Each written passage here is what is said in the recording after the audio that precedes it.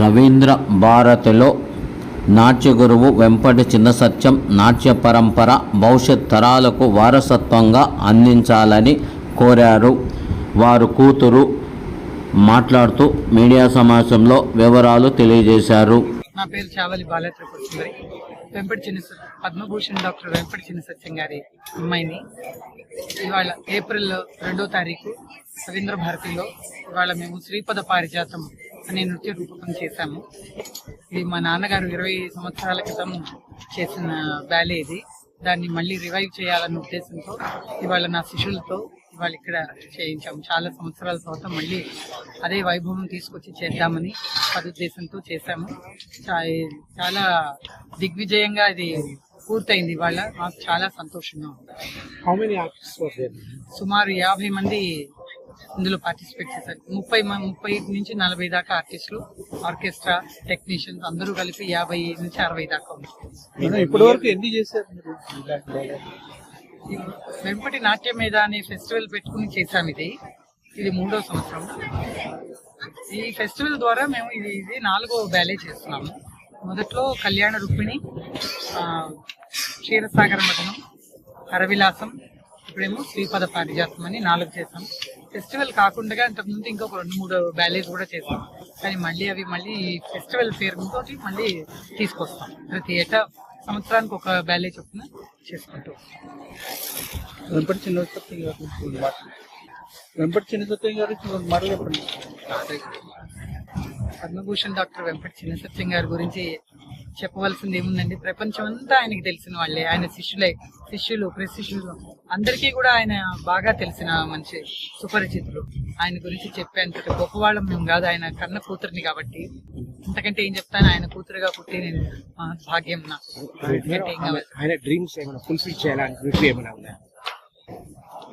ఆయన ఎప్పుడు కూడా కూచిపూడి నాట్యాన్ని ప్రపంచవ్యాప్తంగా తీసుకొచ్చి బాగా గుర్తింపు తీసుకురావాలి. ఎందుకంటే భరతనాట్యం మనకి సౌత్ లో భరతనాట్యం ఎంత గొప్పగా ఉంటుందో, తమిళనాడు అటువైపు కూడా, అలాగే ఆంధ్రాలో కూడా కూచిపూడి అంత ప్రసిద్ధి ఉన్నది. అంత పురాతనమైన కళారూపం కూడా అది. దాన్ని కూడా ఇంత ప్రచారం చేసి చాలా ప్రపంచంలో ఒక గుర్తింపు తీసుకురావటం కోసం చెప్పి ఆయన అహర్నిశలు కృషి చేసి సుమారు 70-80 ఏళ్ల వరకు ఆయన కృషి చేశారు. దీంట్లో ఆయన చెన్నైలో ఉండి ఆ తర్వాత ఆయన బ్యాలేజ్ అవన్నీ కూడా మేము తీసుకుని కూర్చోండి. ఓన్లీ డాన్స్ గురించి ఆలోచించుకున్నాను. అప్పుడు ఏం చేశాను, డాన్స్ లైట్ గా ఉంటుంది చేసేద్దాం, కాస్ట్యూమ్స్ మనకి ఖర్చు కూడా తక్కువ, అది కూడా చూసుకోవాలి కదండి. ఈ రోజుల్లో బడ్జెట్ చూసుకోవాలి కదా. మీలాంటి దాతలు ఉంటే తప్ప అలాంటి వాళ్ళు చేయడం చాలా కష్టం ఇప్పుడంతా. అందుకని మేము ఇలా చేస్తున్నప్పుడు తీరా దిగిన తర్వాత అర్థమైంది దాంట్లో ఎంత లోపలికి వెళ్ళిన కొద్దీ వస్తూనే ఉంది శ్రమ. అంత టఫ్ గా ఉంది. ఎందుకంటే మ్యూజిక్ నేర్పించడానికి బిట్ బై బిట్ ప్రతి స్టూడెంట్ ఒక స్టెప్ నుంచి ఇంకో స్టెప్ వెళ్ళాలంటే, ఒక క్యారెక్టర్ నుంచి ఇంకో క్యారెక్టర్కి వెళ్ళాలంటే వితౌట్ ఎనీ గ్యాప్ వేరే వేరే వేరే మ్యూజిక్ బిట్స్, వేరే రాగాలు. నాకు మొన్ననే తెలిసింది. నాకు అది కూడా అంత తెలియలేదు, నేను గమనించలేదు. శాస్త్రి గారు చెప్పారట 65 రాగాలు నాన్నగారు ఇందులో కూర్పబడింది. ఇంకా నాన్నగారు పెట్టించారట. వాడిన రాగం మళ్ళీ వాడలేదట. ఇది శాస్త్రి గారు చెప్పగా మా పిల్లలు చెప్పారు. నేను వినలేదు, ఇంకా ఫస్ట్ టైం విన్నాను నేను. అంటే సంగీతం గురించి నాకు అంత డీప్ గా నేను ఫాలో కాలేదు. సంగీతం నేర్చుకున్నాను కానీ ఎక్కువ డాన్స్ మీద ఫోకస్ చేస్తున్నాను మధ్యకాలంలో. డాన్స్ చేస్తుంటే మ్యూజిక్ బిట్స్ ఫాలో అవ్వాలి, లేదంటే లయ పోతుందేమో, అది తాళం చూడాలి.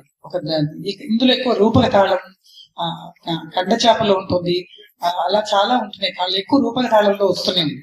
రూపక తాళంలో చేస్తున్నప్పుడు ఈ ఖండగతిలో ఫాస్ట్ పై కాలంలో వెళ్తుంది, నిదానంగా చేయాలి. తీర్మానాలు ఆర్కెస్ట్రా అంటే వాళ్ళు వాయించేస్తారండి. మాలాంటి వాళ్ళకి ఎంత వర్క్ చేయాలో దానికి ఈ శ్రమ పెట్టుకుని చేయవలసి వచ్చింది. పిల్లలకి నేర్పించాలి. నాకే వెతుక్కుంటుంటే పిల్లలకి ఎంత టైం పడుతుంది? ఇంకా అంత నాలెడ్జ్ ఉండదు కదా వాళ్ళకి. నాన్నగారి దగ్గర ఉన్నంత పాండిత్యం ఆ శిష్యులకు ఉన్నంత లేదు కదా. మా వాళ్ళంతా ఇప్పుడే బడ్డింగ్ ఆర్టిస్టులు, వాళ్ళకి అంత లేదు. సో అందుకని వాళ్ళకి నేర్పించాల్సి వచ్చింది ప్రతి లైన్. ఎందుకంటే నాన్నగారు చాలా స్వేచ్ఛనిచ్చారని స్టూడెంట్స్ అంతా కూడా చెప్తున్నారు.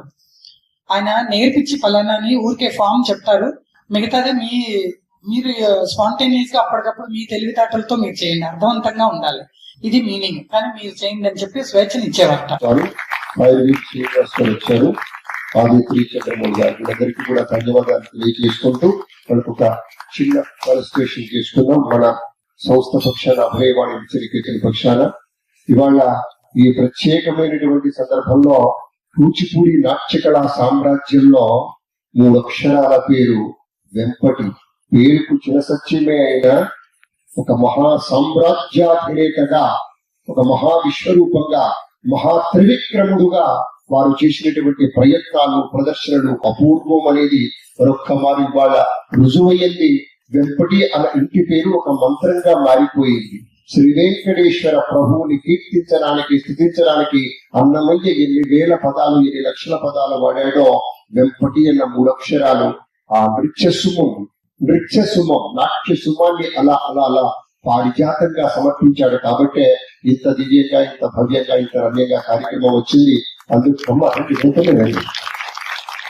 అందుకు ప్రతి ఒక్కరికి ఇందులో భాగస్వాములైనటువంటి ప్రతి ఒక్క కళాకారుడికి కూడా హృదయపూర్వక చదివినప్పుడు, ఆయనతో మాట్లాడినప్పుడు, ముఖ్యంగా ప్రొఫెసర్ అనురాధ గారు, నేను క్లాస్మేట్స్ ఎన్నో సందర్భాల్లో కలిసి మాట్లాడే అదృష్టాన్ని నేను పొందడం, ఆయన ఒక్కొక్క రూపకల్పన గురించి మాట్లాడినప్పుడు ఆయన ఏమి అనుకుని సృజన చేసి ఉంటారు అని ఆలోచిస్తే చాలా వింతగా అనిపిస్తుంది. ఎందుకంటే ఊహ అన్నది ఇట్స్ అన్ అబ్స్ట్రాక్ట్. అలాంటి అబ్స్ట్రాక్ట్ ని మెటీరియలిస్టిక్ ఫామ్ గా, ఆర్ట్ ఫామ్ గా తీసుకురావడం ఆయనకి చెందింది. శ్రీకాంత శర్మ గారి రచనలలో 3-4 సందర్భాల్లో నేను సోదరులు మురళీకృష్ణ గారికి కూడా చెప్పి ఈ పలుకు ఎలా వాడగలిగారు ఆయన అని. యాక్చువల్ గా అమ్మ మాస్టర్ గారి ఈ శ్రీపద పారిజాతం మీద ఒక చక్కటి పరిశోధాత్మక వ్యాసం కావాలి. పద కవితలని రాసిన వాడి మీద నృత్య రూపకం రాయించడం, దాంట్లో ఆయన పదాలని వాడడం, సందర్భోచితంగా వాడడం, దీనికి కూడా ఆయన ఆశీర్వాదం ఉంటుంది. మాస్టర్ గారి ఆశీర్వాదం, శ్రీకాంత్ శర్మ గారి ఆశీర్వాదం, మీ మనోబలం, ఆ వెంకటేశ్వరుడి అండ దండ ఇది ఖచ్చితంగా ఇదో పరిశోధాత్మక వ్యాసంగా ముందుకు రావాలి. ఎందుకంటే నృత్యాన్ని మనం ప్రదర్శించినప్పుడు ఇంకో ప్రదర్శన కోసం వెయిట్ చేస్తూ ఉంటాం. ముఖ్యంగా మీరు లైవ్ ఆర్కెస్ట్రా పెట్టుకుని చేశారు, అది ఎంత కష్టతరమో మీరు పడ్డ కష్టం ఇస్తే తెలుస్తుంది. మళ్ళీ ఎలా తీసుకొస్తారు. ఒక అంటే అకాడమిక్స్ నుంచి ఒక కాంట్రిబ్యూషన్ ఏముంటుందంటే సత్కరిస్తారు. థ్యాంక్ యూ రామకృష్ణ రెడ్డి గారికి ధన్యవాదాలు. అలాగే భార్గవి పగడాల వారు ధన్యవాదాలు. అవరితో ఉన్నారు భార్గవి గారు, మీకు పక్కనే ఉంటారు. తర్వాత ఆనంద దేవునిపల్లి వారు గట్టిగా మన కరతాళ ధ్వనిగా. ఎందుకంటే మీకు ఒక మాట మనవి చేయాలి. ఇంత పెద్ద క్లిష్టమైనటువంటి ఇంత పెద్ద బాలేని ఈ స్పాన్సర్స్ లేకపోతే బయటికి తీసుకురాలి. దీనికి మళ్ళీ అవకాశం రావాలి.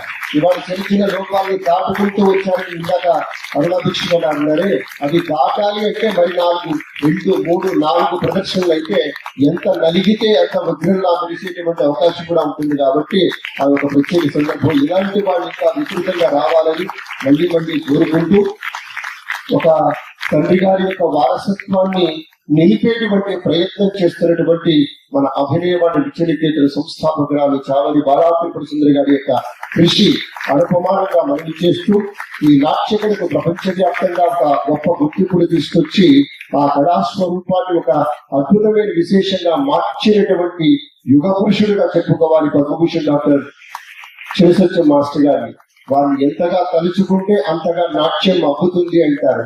అంతటి గొప్ప ఒక మహర్షి ఆ గొప్ప తండ్రికి పుత్రికగా పుట్టి బాలా త్రిపుర సుందరి గారు ఎన్ని జన్మల పుణ్యమో ఆ తల్లి ఆ తండ్రికి కుమార్తెగా జన్మించి ఇవాళ ఎంత అదృష్టానికి నోచుకున్నారో.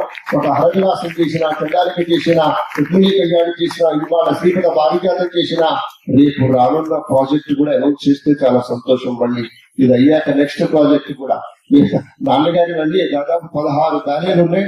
అన్ని బయటికి రావాలని మనస్ఫూర్తిగా కోరుకుంటున్నాను.